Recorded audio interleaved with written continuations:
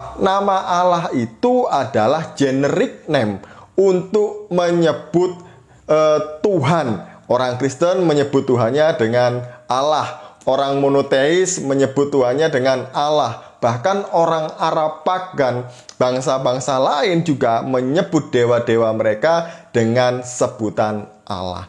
So, nothing special dengan nama Allah kan.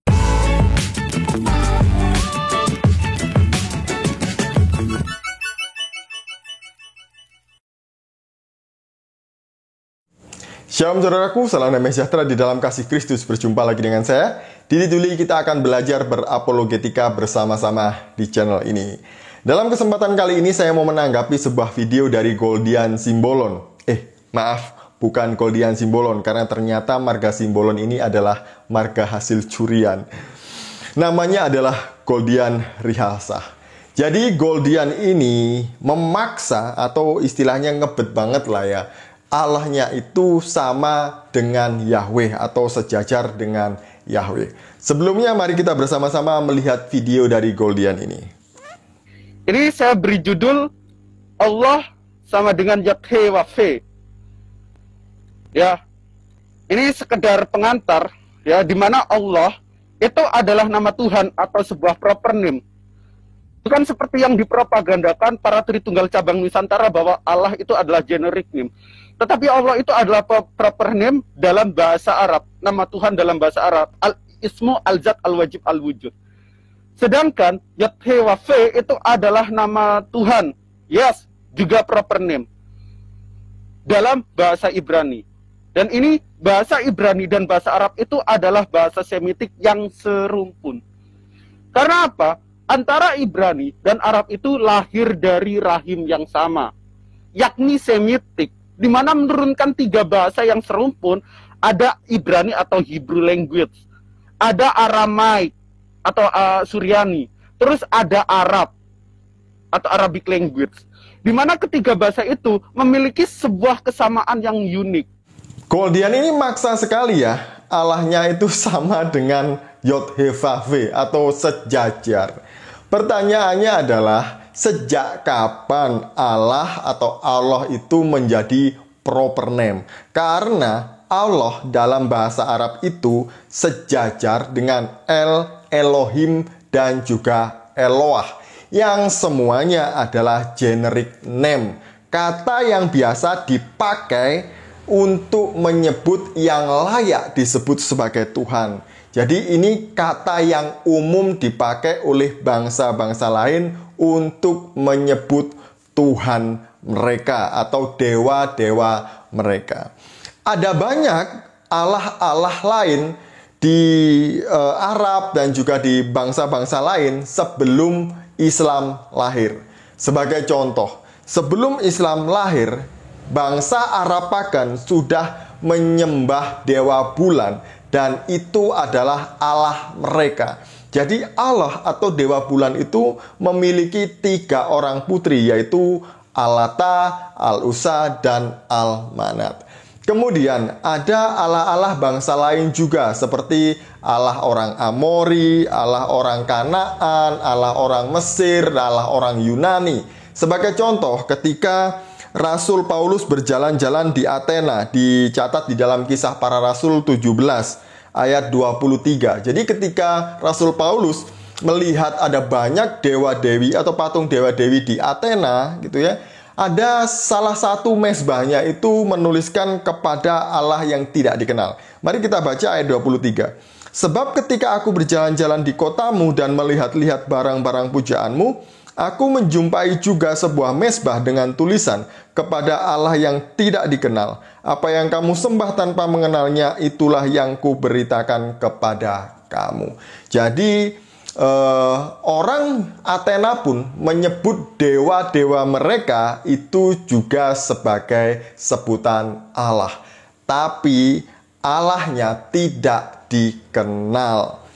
Selain orang Arab pagan yang sudah memakai kata Allah duluan sebelum Islam ada agama monoteis, yaitu agama Hanif dan juga agama Mandean atau agama Mani, yang sudah ada sejak tahun 230 Masehi. Jadi lebih dulu daripada Islam ya. Jadi baik agama Hanif ataupun agama Mani itu menyebut Tuhan mereka dengan sebutan Allah. Mereka menolak menyembah banyak Allah atau dewa-dewa lain itu, dan mereka ini adalah monoteis. Jadi Allahnya orang Mani ataupun orang Hanif itu berbeda dengan Allahnya orang Islam, karena orang Mani, orang Hanif itu juga bukan Islam, bukan Kristen, dan juga bukan Yahudi. Selain pagan, Arab pagan, selain agama monoteisme tadi, agama Hanif dan juga agama Mani, ada orang-orang Kristen Arab yang sudah lebih dulu memakai kata Allah daripada orang Islam. Kemarin saya sudah menjelaskan mengenai hal ini ya.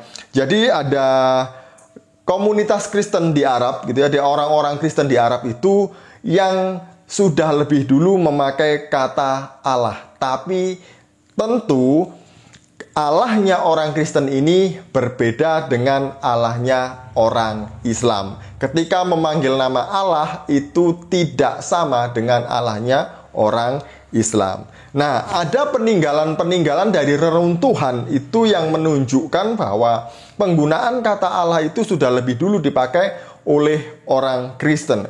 Contohnya di dalam Prasasti Umul Jimal II yang ditulis tahun 562 Masehi. Jadi ini berasal dari reruntuhan biara, gereja, dan juga kuburan orang Kristen. Di dalamnya ada tulisan Allah Ghafran yang artinya semoga Allah mengampuni. Kemudian yang kedua ada inskripsi Muraigan yang ditulis pada tahun 512 Masehi.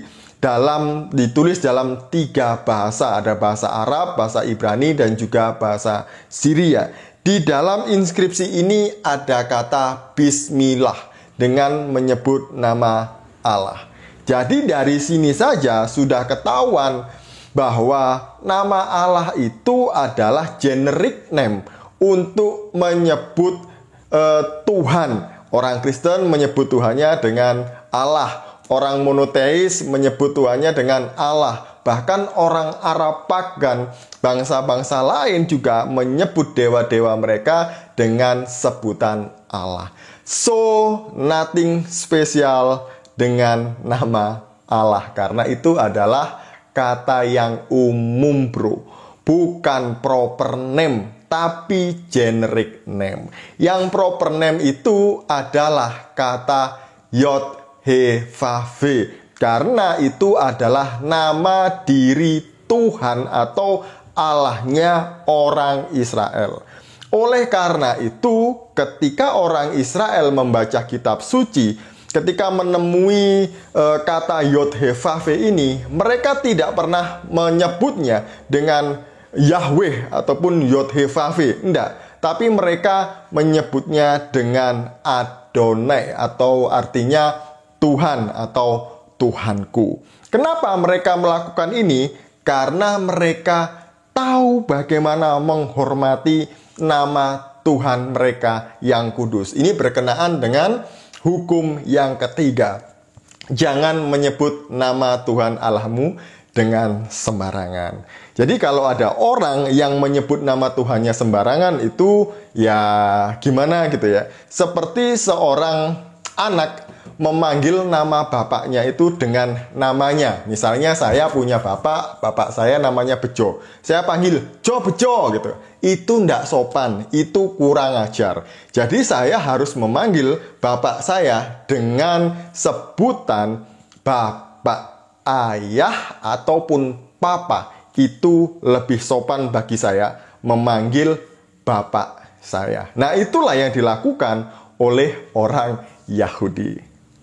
Jadi kalau Goldian memaksakan bahwa Allah itu adalah proper name, maka Goldian ini sedang tidak sopan dan kurang ajar karena memanggil nama Tuhannya dengan sebutan Allah atau nama diri Allah itu sendiri.